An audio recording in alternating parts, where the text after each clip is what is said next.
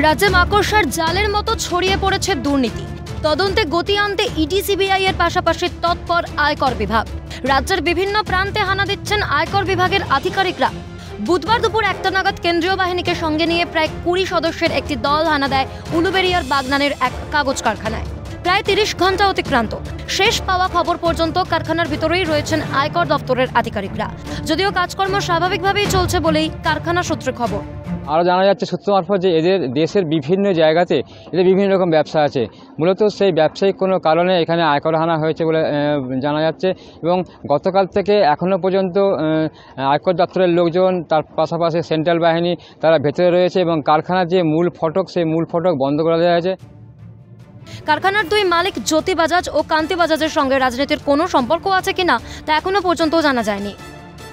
অন্যদিকে বৃহস্পতিবার রাত প্রায় 1টা নাগাদ প্রায় 19 ঘন্টা পর সাগরদিঘির বিধায়ক বাইরন বিশ্বাসের বাড়ি থেকে বেরোন আয়কর দপ্তরের আধিকারিকরা।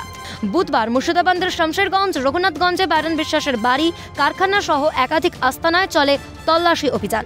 প্রায় 71 লক্ষ টাকা সহ বাজেয়াপ্ত বেশ কিছু নথি। প্রায় 19 ঘন্টার পর সাগরদিঘির বিধায়ক বাইরন বিশ্বাসের বাড়ি থেকে বেরোলো আয়কর দপ্তরের কর্মী। রাজনীতির সঙ্গে সেভাবে যোগ না থাকলেও সাগরদিঘির উপনির্বাচনে জয়ের পর চর্চায় উঠে আসে বিড়ি ব্যবসায়ীর ছেলে বাইরন বিশ্বাসের নাম। কংগ্রেসের হয়ে জয়ের পর তৃণমূলে যোগ দিয়ে আরও চর্চায় আসেন তিনি। এবার ব্যবসায়ী বাইরনের আয়ের সূত্র জানতে মরিয়া আয়কর দপ্তরের আধিকারিকরা। মনোজ রায় ও শিবা সরকারের রিপোর্ট, ক্যালকাটা নিউজ।